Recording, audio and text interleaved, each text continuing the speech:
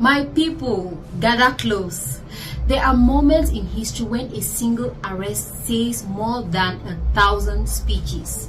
When a quiet handcuff clicks shut, an entire geopolitical order begins to tremble. This is one of those moments.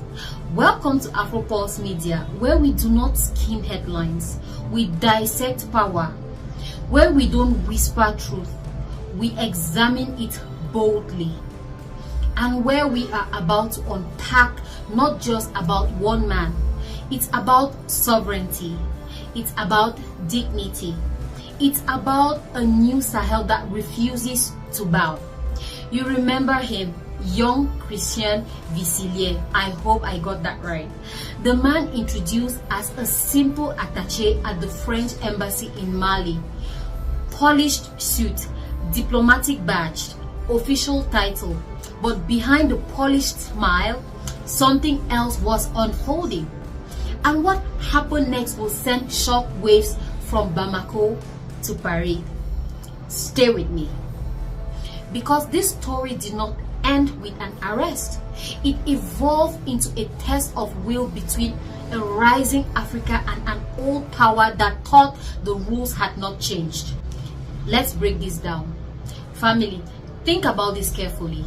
Diplomatic status comes with protections, immunity, privilege, access, a certain untouchable aura.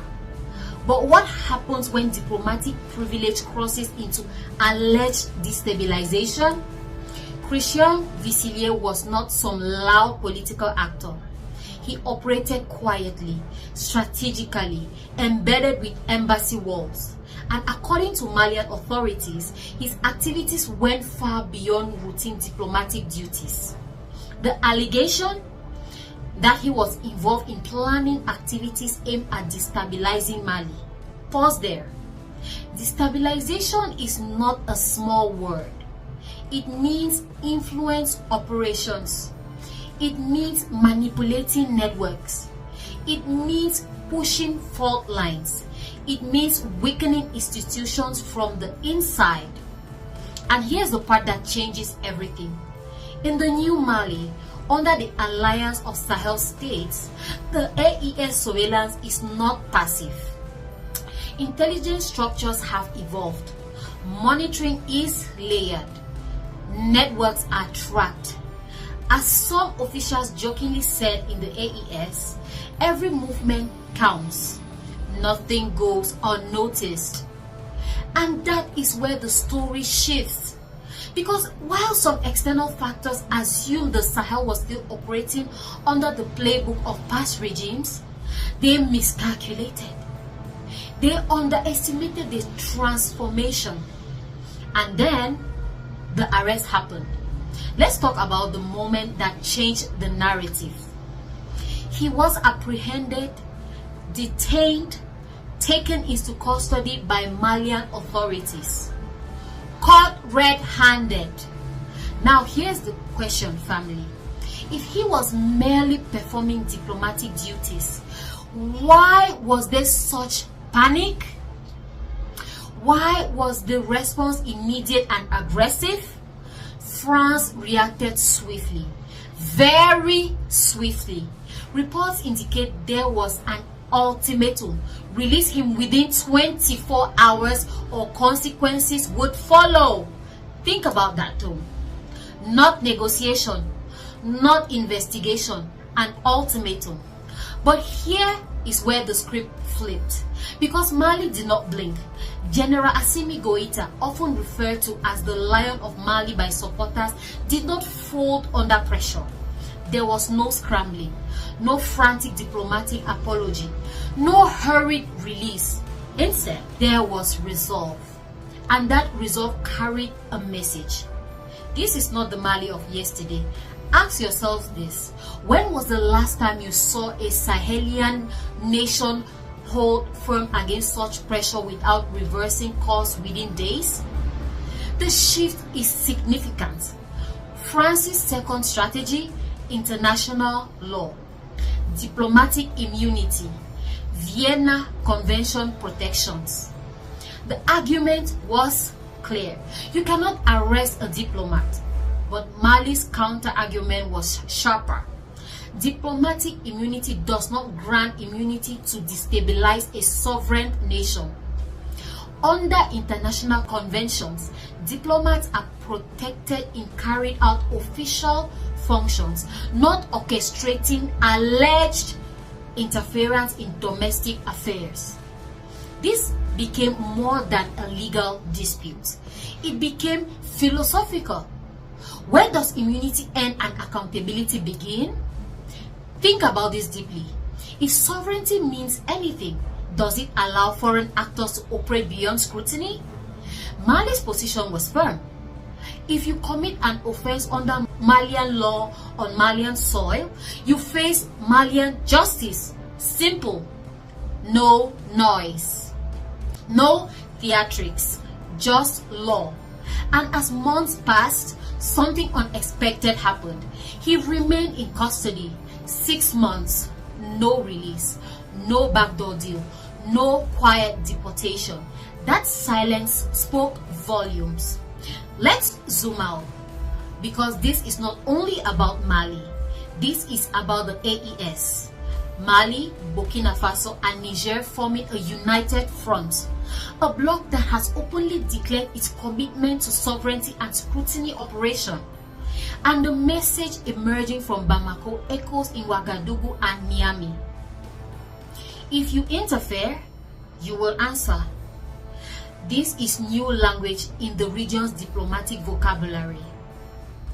For decades, influence operations in parties Africa were often tolerated, negotiated, or quietly resolved. But the political psychology has shifted. Security structures are tighter. Counterintelligence is more aggressive. Regional cooperation is deeper. And there's a question for you, family. Do you think this arrest would have happened 10 years ago? Be honest. Many observers argue it would not, because the political climate was different. The confidence level was different. The alliances were different. But this new alignment has altered the power balance. Fast forward, months later, the tones from Paris reportedly softened, from ultimatums to requests, from demands to negotiations. The messaging shifted towards dialogue. Let us negotiate. That change in posture is telling. Why? Because when a country moves from issuing threats to seeking discussion, it signals a recalibration. It suggests that pressure did not yield the expected result, and Mali held its ground. Authorities reiterated, if you commit a crime in Mali, you face Malian law, not French law, not diplomatic pressure, Malian law. And that principle extends to the wider Sahel. Burkina Faso, Niger, the same doctrine. No special treatment, no secret cows. Now, ask yourself, is this a dangerous escalation, or is this long delayed assertion of sovereignty? Different viewers will see it differently, and that's why this story matters. Let's analyze the deeper layer. France had historic influence in the Sahel for decades. Military, economically, politically. Operations like counter-terror missions shaped the regional security landscape. But recent years have seen major shifts. French troops withdrew from Mali. Military partnerships were reconfigured. New alliances emerged, and trust between Paris and Bamako eroded. This arrest didn't happen in a vacuum. It happened in a context of strained relations, in a climate of mistrust, in a moment where symbolism matters. Arresting a French embassy official is not minor diplomacy, it is seismic, and it signals this: the era of automatic difference is over. That does not mean confrontation is inevitable, but it means negotiation now happens on different terms. Let's not forget, behind geopolitics, there are human consequences. A man imprisoned for over 6 months, families involved, diplomatic tensions affecting ordinary citizens, visa delays, trade slowdowns, student exchange impacted. Geopolitics is never abstract. It ripples outward, and yet, for many Malians, this case represents something symbolic and a stand. A declaration that national dignity is non-negotiable. Do you agree with that approach? Or do you think diplomacy should always prioritize quiet compromise? Let me know in the comments. This conversation matters. There is another dimension here. Deterrence. When authorities publicly declare that anyone caught interfering with will face consequences, it sends a message, not only to one country, but to all actors operating in the region. The message is simple. The Sahel is not blind. It is watching, monitoring, analyzing, and acting. Whether that leads to increased tension or increased respect remains to be seen. But one thing is clear. The calculus has changed. Now we arrive at the uncertain part. What happens next? Will negotiations result in release? Will there be a trial? Will diplomatic compromise emerge? Or will this case redefine long-term relations between Mali and France? Geopolitical chess rarely ends in one move. It evolves.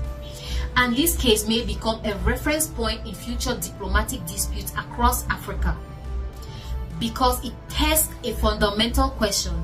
Can smaller nations enforce sovereignty against historically dominant powers? And if they can, what does that mean for the continent? The Sahel is redefining itself. The AES alliance represents a shift towards regional solidarity. Security first, governance. Sovereignty first, diplomacy. Whether one agrees or disagrees with every tactic, the direction is unmistakable. The region is asserting control over its narrative. And this arrest, whether you see it as justified or controversial, fits into that broader transformation. It tells foreign actors, engage with respect, operate transparently, or face consequences. That is a powerful message. History is not only written in parliaments or palaces. Sometimes it's written in detention cells. Sometimes it is written in the refusal to bow. This case, Christian Versilier's arrest, is not just about one individual. It is about a continent recalibrating power. It is about nations discovering that sovereignty is not a slogan.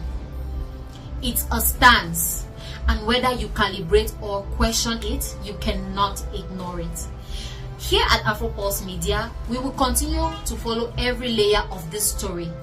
Not with noise, not with propaganda, but with analysis, with bold clarity, with fearless examination. If you believe Africa deserves serious, unapologetic coverage, if you believe sovereignty debates matter, if you want deeper geopolitical breakdowns that challenges the mainstream narrative, then join this family. Subscribe, like, share. Share this with someone who needs to understand what is shifting in Sahel. And drop your thoughts below. Do you see this as justice served or diplomacy strained? Your voice matters here, because this platform is not media. It's a pulse. And the pulse of Africa is getting stronger. Stay sharp, stay informed, and I'll see you in the next powerful breakdown right here on Afro Pulse Media.